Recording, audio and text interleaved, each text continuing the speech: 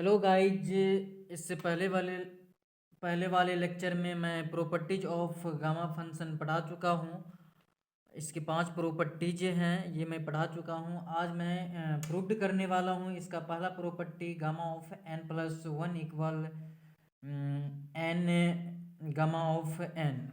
तो गाइज आज हम इसे प्रूव्ड करते हैं।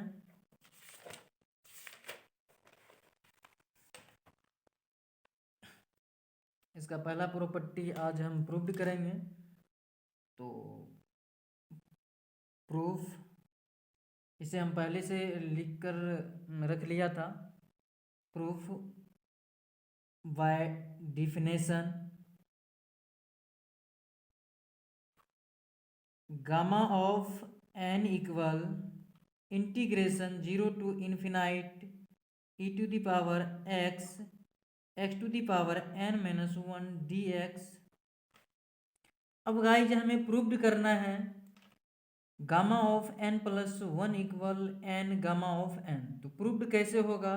जब हम गाइज पुट कर लेंगे n इक्वल n प्लस 1 तो मेरा प्रूव्ड हो जाएगा। तो देखिए गाइज कैसे प्रूव्ड होता है। तो गाइज हम n इक्वल n प्लस 1 हम पुट किए हैं, तो यहाँ हो जाएगा gamma of n plus 1 equal integration 0 to infinite e to the power minus x to the power. Guys यहाँ पे जब गामा ऑफ n था तो यहाँ x to the power n minus 1 हुआ। उसी तरह गाइज यहाँ पे क्या है, गामा ऑफ n प्लस 1, तो यहाँ क्या होगा x टू दी पावर, इसी टाइप से यहाँ पे x to the power n plus 1 तो रहेगा ही, इसमें माइनस 1 होगा। जब यहाँ गामा ऑफ n था तो यहाँ x to the power n minus 1 हुआ। उसी तरह यहाँ पे गामा ऑफ n प्लस 1 है तो यहाँ पे x to the power n plus 1 minus 1 होगा और dx। तो guys integration 0 to infinite e to the power minus x, यहाँ पे x to the power n रहेगा, 1 कैंसिल हो जाएगा, एक प्लस में है एक माइनस में है, तो x to the power n dx। Guys आप 12th में पढ़ चुके होंगे, यहाँ पे हम रफ लिख लेते हैं ताकि आपको हर पॉइंट को मैं समझा सकूं आपके सामने। आइलेट आप 12th में पढ़ चुके होंगे। ILATE, I for inverse function, L for logarithmic function, A for algebraic function, T for trigonometric function, E for exponential function, ये आप 12th में पढ़ चुके होंगे। तो गाइज यहाँ पे क्या है, ये x to the power n जो है ये है एल्जेब्रिक फंक्शन, और e टू दी पावर ये है algebraic function. x to the power n ये एल्जेब्रिक फंक्शन है, और e to the power minus x जो है ये एक्सपोनेंशियल फंक्शन है, ये एक्सपोनेंशियल फंक्शन है। तो पहले पहले कौन आया, x to the power n जो कि अल्जेब्रिक फंक्शन पहले, तो ये पहला पार्ट हो जाएगा, और e to the power minus x ये बाद में आएगा, ये अल्जेब्रिक फंक्शन के बाद है, तो ये दूसरा पार्ट हो जाएगा एक्सपोनेंशियल फंक्शन। तो ये पहला पार्ट और ये दूसरा पार्ट।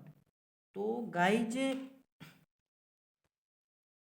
आप 12th में एक और फॉर्मूला पढ़ चुके होंगे, इसको भी हम रफ लिख लेते हैं। गाइज एक फॉर्मूला और पढ़ चुके होंगे, integration u into v d x. इनका इंटीग्रेशन आप पढ़ चुके होंगे, u integration v d x minus integration d u y d x integration v d x फिर dx। आप ये 12th में ये भी पढ़ चुके होंगे गाइज। तो हम इसलिए आपके सामने लिख दिए ताकि आपको समझने में ज़रा सा भी दिक्कत ना हो। तो गाइज चलते हैं, अब हम इसको अरेंज कर लेते हैं, आसान तरीका से हम इसको समझाने का प्रयास करते हैं हम आपको। इसको हम क्या करते हैं, पहले पार्ट को पहले लिख लेते हैं ताकि आपको हम आसानी से समझा सकें। आप बने रहिए, क्यों हम लिख रहे हैं पहले पार्ट को पहले और दूसरे पार्ट को बाद में। गाइज पहले पार्ट को इसलिए हम पहले लिख लिए कि आपको समझने में आसान रहे। यहाँ पे u पहले है, v बाद में। जिस टाइप से यहाँ पे इंटीग्रेशन, इसका फॉर्मूला जो है u इंटू वी का जो है इंटीग्रेशन हुआ है, उस टाइप से हम यहाँ आपको करके बताएंगे। तो ये पहला पार्ट, तो पहला पार्ट यूँ रह जाएगा जैसे u है, तो x to the power n। दूसरा पार्ट का डिफ्रेंसिएशन, दूसरा पार्ट का इंटीग्रेशन, तो e to the power minus x. दूसरा पार्ट ये है इसका इंटीग्रेशन, तो इंटीग्रेशन क्या होगा, minus e to the power minus x. By में भी -1 होगा, क्यों होगा, यहाँ पे -1 छुपा हुआ, -1 इंटू एक्स, तो क्या होगा, e to the power minus x होगा। ये -1 कॉन्स्टेंट ये नीचे आ गया इनका जब हम इंटीग्रेशन किए तो। अब लिमिट जो है इनका क्या है guys, 0 to infinite minus integration 0 to infinite. अब हम जैसे u का यहाँ पे डिफ्रेंशिएशन किए उसी तरह से हम x to the power n का डिफ्रेंशिएशन करेंगे। तो x to the power n का डिफ्रेंशिएशन क्या होगा, n into x to the power n minus 1। फिर गाइज इनका हम इंटीग्रेशन करेंगे, जैसे यहाँ पे v का हम इंटीग्रेशन v का किए हैं, तो उसी तरह से हम e to the power minus x का इंटीग्रेशन करेंगे। तो फिर वही बात, e to the power minus x, by में -1 आ जाएगा। फिर dx, ये dx गाइज, ये dx बच ही गया, तो ये dx। अब देखिए गाइज, इस माइनस को हम बाहर निकाल लिए, -1 से माइनस को हम बाहर निकाल लिए 1 से, इसमें जो डिवाइड करेंगे तो ये उतना ही रहेगा, 1 से कोई फर्क नहीं पड़ने वाला है। और गाइज हम क्या करेंगे, पहले अपर लिमिट रखेंगे, इसके बाद फिर माइनस लिखेंगे, तब लोअर लिमिट रखेंगे। तो गाइज इसको हम आपको अच्छी तरह से समझाने का प्रयास करता हूँ। x के जगह हम इन्फिनाइट रखें, x की जगह इन्फिनाइट रखें टू दी पावर n, तो क्या होगा, इन्फिनाइट ही होगा। अब गाइज देखिए इसको हम क्या करेंगे, e टू दी पावर, यहाँ पे देखिए guys x to the power n है, इसके बाद e to the power minus x है, इसको हम x to the power n और e to the power x लिख सकते हैं। अब देखिए गाइज इसको हम ऐसे लिख सकते हैं, तो x के जगह जब हम देंगे infinite to the power n तो इन्फिनाइट होगा।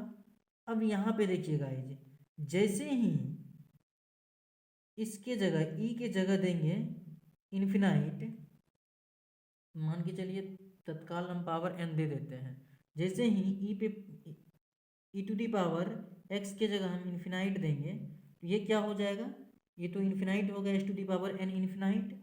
और ये जो है गाइज,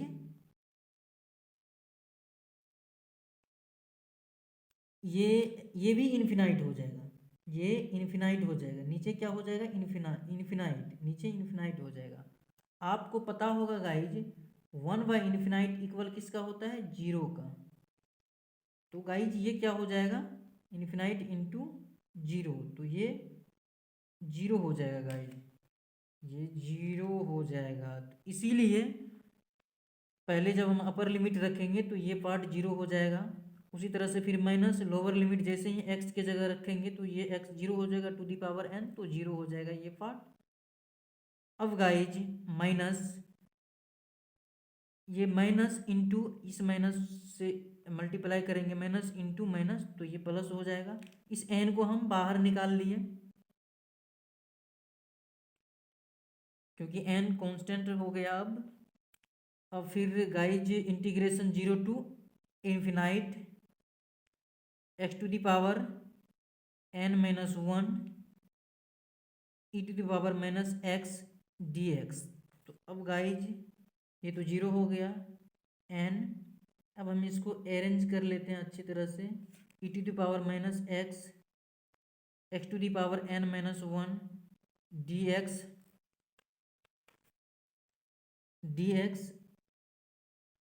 n। अब गाइज हम जानते हैं gamma of n equal integration 0 to infinity to the power minus x x to the power n minus 1 d x. उसका फॉर्मूला क्या होता है? Integration 0 to infinite e to the power minus x x to the power n minus 1 d x का formula क्या होता है? उसके equal क्या होता है? Gamma of n. तो यहाँ क्या हो जाएगा? Gamma of n. और गाइज हम प्रूफ किसके इक्वल कर रहे थे? एन प्लस वन के इक्वल, एन प्लस वन के equal.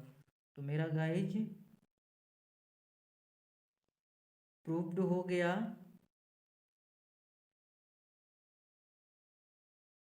Gamma of n plus one equal n gamma of n. ये प्रूफ्ड हो गया। गाइज एक बार हम फिर से समझा देते हैं आपको। हमें प्रूफ करना था gamma of n plus one equal n gamma of N.